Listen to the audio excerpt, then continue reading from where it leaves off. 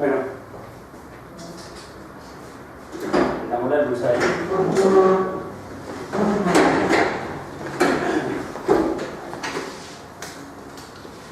Buenos días, jóvenes.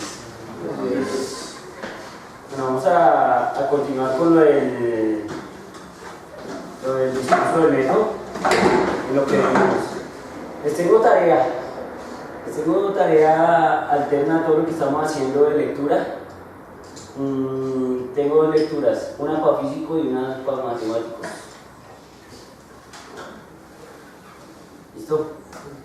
Entonces tengo para matemáticos, tengo la lectura del libro que yo leí y quiero que lean. Estos días he puesto a reflexionar a un amigo muy matemático, experto, sobre ciertas cosas. Entonces quiero que lean el libro pero rápido. Ese sí quiero que lo lean rápido. Es un libro que usted lo va a empezar a leer y no habrá topología que valga en ese momento. Usted lo lee y lo acaba rápido. Se mete usted en el proyecto. El de tío Petros, el que ya lo haya leído, pues ya está. ¿Listo? Leámonos ese libro del tío Petros y lo discutiremos en algún momento, más allá de la inquietud matemática que les dejo que ya sepan. Quiero que leamos ese libro del tío Petros y la cobertura de Goldbach, de Apostolus Dioxiadis, así se llama el autor, es un griego. ¿Listo?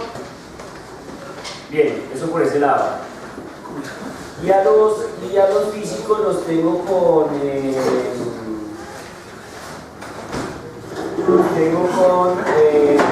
un libro que es una introducción a la física, ¿sí? Se llama Una mecánica sin talachas. Una mecánica sin talachas, de Fermín Viniegra Eberlin. A los físicos. Fermín Viniegra Eberlin es el autor. Una mecánica sin talachas. Si un matemático quiere leerse esa barbarie, pues puede leerlo igual. Es un libro muy bonito, muy pedagógico, muy didáctico. Ya lo dije, mi hermano. Una mecánica sin talachas, de Fermín Viniegra Eberlin. ¿Listo? Bien, quiero que leamos esa cosa. Quiero que leamos sobre eso que nos compete a todos, que es un enfoque muy diferente, ¿no? No esperen así un millón de ecuaciones ni nada de eso. Claro que el tío Petro sí hablan de cosas muy serias, aunque no rayen cosas muy serias, pues, pero el que las hablan. Entonces es bien interesante. Bueno, y por la parte de mecánica sin talachas también hablan de unas cosas bien filosóficas, bien de la física en sus orígenes, del origen de la mecánica, para que le echen cabeza. Bueno, listo, sigamos con René Descartes. ¿En qué quedamos la última vez? En las reglas del método, ¿no? Acá está, chan. Y entonces alguien la leyó y dijo,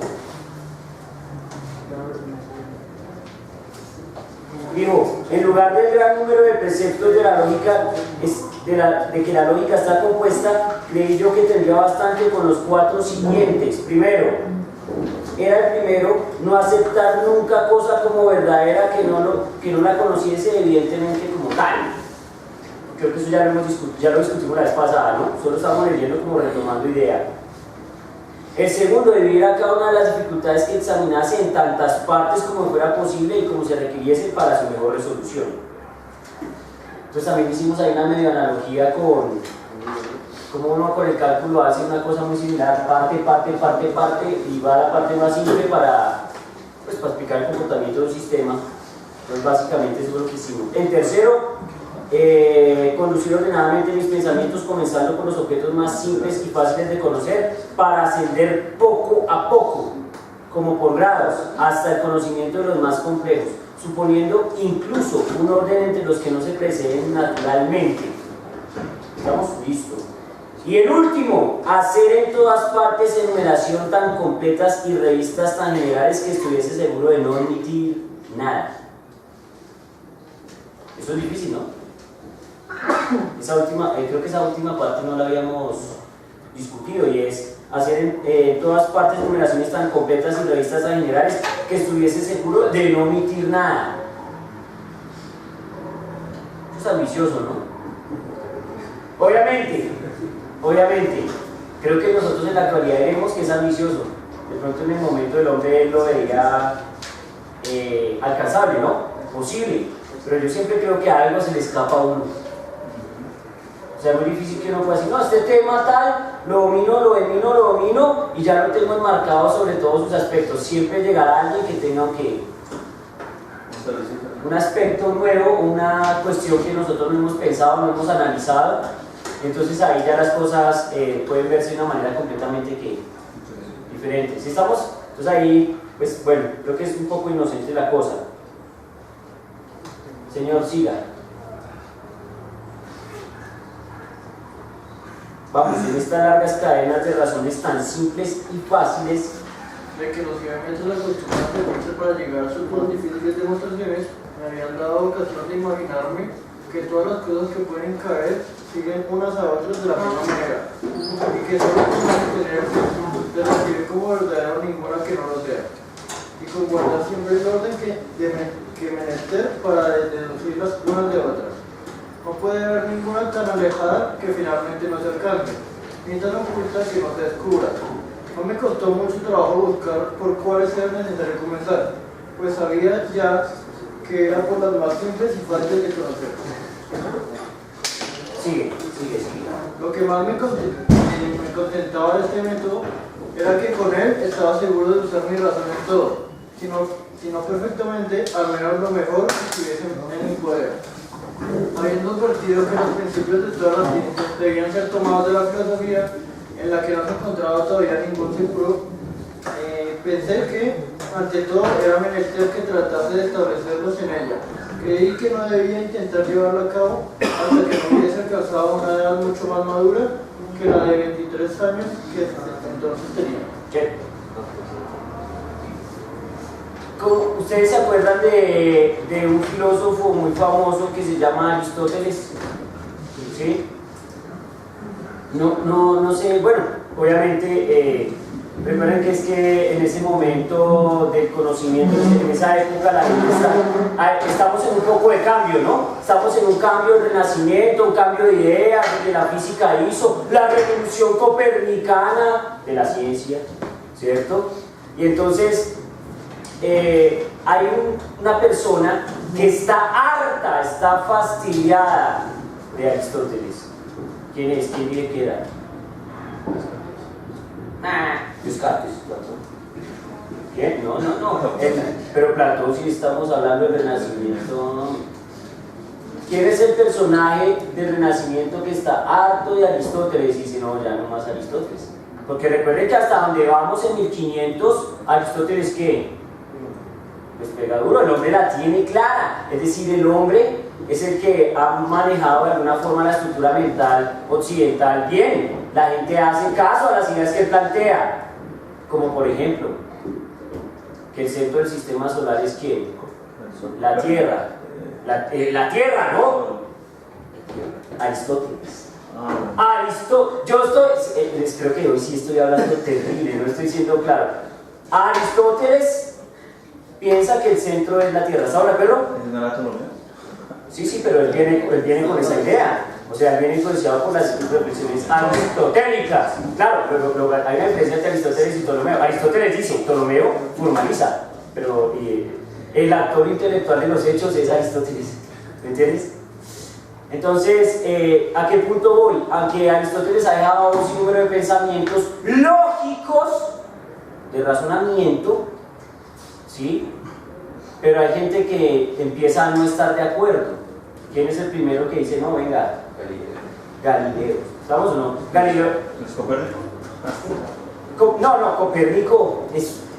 Si leen el libro de Copérnico, parece que este man no me ha puesto cuidado, está muy raro hoy. En el sentido de que Copérnico es una persona que plantea una idea, pero él la vende como una hipótesis, es decir, como una cosa que matemáticamente funciona, no que necesariamente sea cierta. Ahora bien, después hay gente que dice, joder, es que eso no es hipotético, eso es cierto. Y entonces la revolución copernicana está en que él deja una semillita Oiga, podría ser, pero no es la firma que es. Usted va a mirar el libro y nunca dice que es un modelazo que es, pero no es. ¿Me entienden cómo es? Y entonces ya la gente retoma la idea y dice es, qué bien, ¿sí? Pero Galileo sí es dañino, porque Galileo dice no es, así no es, y se apoya empezando una vez con Copérnico y dice no, lo que pasa es que nosotros no somos el centro de nada, y cuando el man tiene la suerte de encontrarse un aparatejo que amplía no sé cuántas veces las imágenes, ¿sí? Entonces mantiene la suerte de mirar para arriba y encontrarse un planeta, que en este caso es Júpiter, e encontrar un número de objetos que lo orbitan y dicen, bueno, si nosotros fuéramos el centro, ¿por qué todas las cosas no nos orbitan a nosotros y orbitan a otro señor? ¿Me entienden? Entonces algo donde dice, no, es que no somos el centro de nada. Pero el punto de Aristóteles está, en la reflexión más fuerte de Aristóteles respecto a Galileo, está en la caída de los objetos. Porque el modelo de la caída de los objetos de Aristóteles es una cosa que pienso yo, hablando de Descartes, porque estamos con Descartes, es lo que parece retomar Descartes, en el sentido de que Aristóteles tiene una cosa y es el juego que siempre hablo, el juego del hombre pensante, el que uno piensa que solo razonando encuentro las razones verdaderas o las explicaciones verdaderas a un evento, cualquiera que sea. ¿Sí estamos? ¿Qué es lo que está tratando de vendernos este man? ¿Se van a entender? Pero entonces Galileo coge las razones de Aristóteles para que la naturaleza de los objetos más pesados se acabe más rápido que los objetos más lentos. Y Aristóteles hace un experimento mental. El experimento mental es, cojo una hoja y la dejo caer, y cojo una piedra y la dejo caer. Y entonces obviamente la piedra es mucho más pesada que ¿quién? Que la hoja. Luego es natural, desde el proceso de razonamiento lógico, intuir que los objetos más pesados van a caer más rápido que los objetos más livianos. Amén. ¿Van a entender? Es un razonamiento mental. Nadie en la época de Aristóteles se puso a ¿qué? A hacer lo que Galileo hizo, que fue ¿qué? Decir, venga, no, espere a ver, y hacer experimentos y empezar a buscar razones. Claro que obviamente tengan presente que el que está planteando la idea está en un razonamiento muy de la filosofía, mientras que el que está haciendo el experimento ya está en un razonamiento de tipo científico. ¿Aló? ¿Se va a entender? O sea que ahí empieza a abrirse esa línea de pensamiento. ¿A qué voy yo con las ideas de Descartes? Que el hombre dice, lo único que voy a sentar por verdadero es mi razonamiento. Luego entonces, ahí es donde caerán los empiristas y le dirán, bueno, ¿y la experiencia? Y entonces la experiencia que tenemos con lo que pensaba Aristóteles y lo que pensaba Galileo, ¿qué? ¿No vale? En el sentido de que Aristóteles hizo lo que vos estás pensando acá, echarle razones, echarle lógica, ¿sí? Y encontrar una cosa que aparentemente es verdadera cuando realmente, ¿qué? No lo es. Porque bajo la luz de la experiencia, ¿qué? No funciona la cosa. ¿Me hago entender? Ese es el punto. Entonces, lo que yo les digo a ustedes es que es curioso que Descartes, en el año 1630 y piola, 1620 y piola, el hombre tenga esas ideas tratando de reformar todo, y digo que es inocente en el sentido de que pues, va a tratar de resolver todo el mundo solo con su mente. Y lo peor es, o lo mejor, o yo no sé, es que va a tratar de violar completamente su mente de todo evento. Eso quiere decir que cualquier cosa que haya experimentado no la va a tomar como verdadera. ¿Aló? Bueno, no sé. Yo no estoy diciendo que Descartes esté equivocado. Solo les estoy diciendo que me genera una preocupación en el momento en que él hace eso. Y seguramente la preocupación de todos los empiristas será más o menos similar. ¿Estamos? Y hay razones para uno creer que el experimento llega a ser vital, por lo menos en ese momento, cuando Galileo ha hecho una prueba que ha falseado una idea completamente lógica. ¿Se va a entender? Ese es el punto. Bueno, muy bien, ya. Síntesis. ¿Quién dijo síntesis? Amiga, síntesis.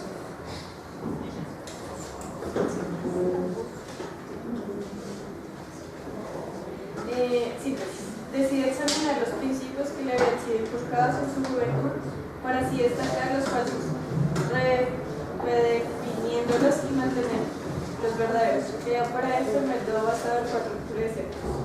Primero, no aceptar una cosa como verdadera que no conociese evidentemente como tal.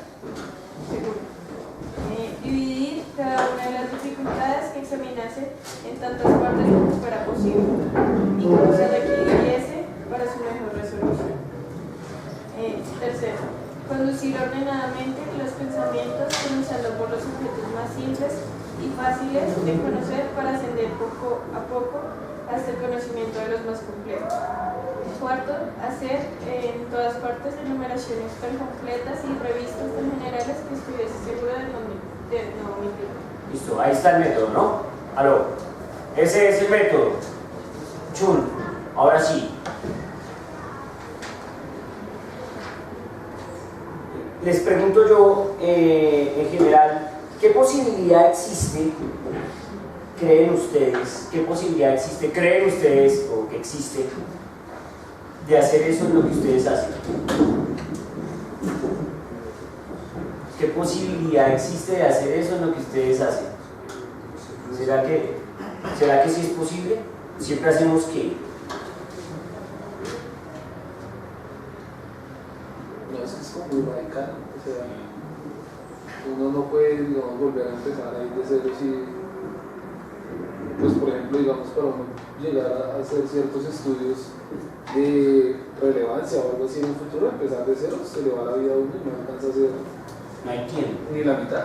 Tiene que ser uno, Ramón, para poder hacer en esta vida y seguir y tratar de hacer algo nuevo. No, sí, porque el hombre sí le alcanzó, ¿no? Es decir, el man rayó muchas cosas que para la época ya estaban cocinadas, solito. Pero pues, no alcanzó el tiempo que el hombre se murió, pero si hubiera estado vivo, quién sabe qué hubiera podido hacer el hombre bajo que descubrió todo lo que había casi hasta el momento, ¿no? Pues desde el punto de vista del área de conocimiento que nosotros trabajamos, pienso que el método que plantea es bastante, muy abstracto, muy complicado aterrizarlo a la disciplina que uno realiza. Si a mí no hay conocimiento, no manejamos conceptos bastante abstractos, por ejemplo, el concepto de espacio, el concepto de cambio, y esos conceptos nos abarcamos de diferentes disciplinas. Entonces, tomar ese método como base para, no sé, como parte para ya sea o generar conocimiento, como se dice, no, me parece que es muy complicado, bastante, no se puede adaptar muy fácilmente, no es adaptable, Decía así, no es adaptable fácilmente. No es adaptable. Ah, no es adaptable. No es adaptable. Porque cuando ese no es adaptable fácilmente, existiría la posibilidad P de que alguien lo adaptara. Bueno, no sé. Listo. Muy bien, muy bien. O sea, dedicarse solo a una parte del tema, ser muy específico y organizar. Claro. Yo entiendo cómo estás viendo tú la pregunta. Creo que ellos entendieron un poco mi pregunta, vos la entendiste de otra manera, que es, claro, si yo le aplico este tipo de metodología o este tipo de pensamiento a un problema particular, puntual, pues podría llegar a generar algún tipo de conocimiento. Pero cuando yo hago la pregunta me refiero a algo mucho más salvaje, que es al área de conocimiento. ¿Sí? O sea, sí, a la física. Sí, entonces, claro, obviamente a mí me parece que se podría intentar, por lo menos si usted se pusiera en el lugar de Isaac Newton o de Galileo, en el sentido de que, pues para la época de ellos y en el punto de Galileo, pues no había física definida de la manera en que nosotros la conocemos. Alguien tuvo que haber empezado inocentemente con versiones de estas. O sea, alguien tuvo que en un momento aceptar que algo no era verdadero para empezar a falsearlo. Porque si no, entonces, ¿en qué momento puede uno empezar a construir una idea o un conocimiento si uno está aceptando todo como verdadero? O sea, si todo es verdadero, pues bueno, ya. Que hay que analizar, que hay que pensar, que hay que descubrir. Mantener en el inicio. Claro, porque obviamente ya cuando hay una estructura de pensamiento, hay una física armada, hay una matemática armada, pues esas estructuras ya tienen maneras para responder a preguntas o a dudas, ¿la van a tener? Pero al inicio, o sea que al inicio todo el mundo tenía el formalismo que ustedes tienen para responder a las preguntas. ¿Aló? Por eso yo les digo, es decir, existe la posibilidad, o ya no existe nunca jamás la posibilidad de no poder intentar hacer eso. O como eso ya está armado, pues ya está armado. ¿Para qué me desgasto yo pensando tonterías si ya eso está armado? ¿Para qué voy a armar otra cosa? No sé si me hago entender. Pues si eso ya está armado, listo, eso ya está armado, pero no pensemos nada, weón. O sea, ya está armado, sigamos la línea de pensamiento y sigamos armando cosas. ¿Entienden cómo es el juego? ¿O será que Galileo tuvo que pensar que eso ya estaba armado, que había una versión light de las cosas y empezó a armar estructura? Porque si ustedes revisan, antes de Galileo la gente no habla de ciencia formal, la gente no habla de método científico formal.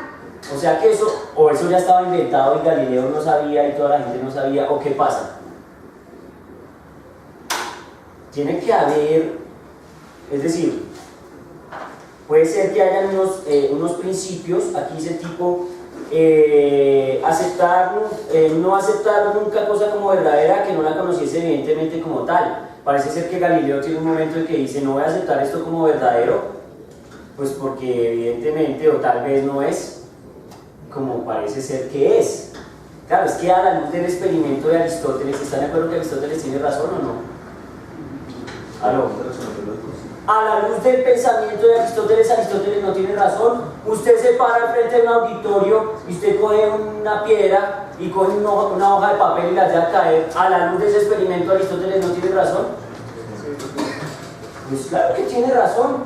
De hecho, a veces yo le pregunto a la gente, porque es que es cuando uno sesga su mente. Uno le pregunta a un pelado, tengo esta hoja de papel y tengo este borrador. ¿Quién va a caer primero? ¿O cómo van a caer? No, profe, llegan al tiempo. Y yo pero ¿cómo así? Pero el profe, es que Galileo dijo, no, pues Galileo, pues muchas cosas, ahora miren el experimento.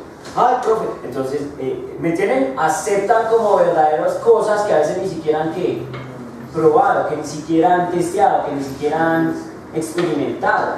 Aceptamos como verdadero que la Tierra se mueve alrededor del Sol, en órbitas elípticas. ¿Quién ha visto?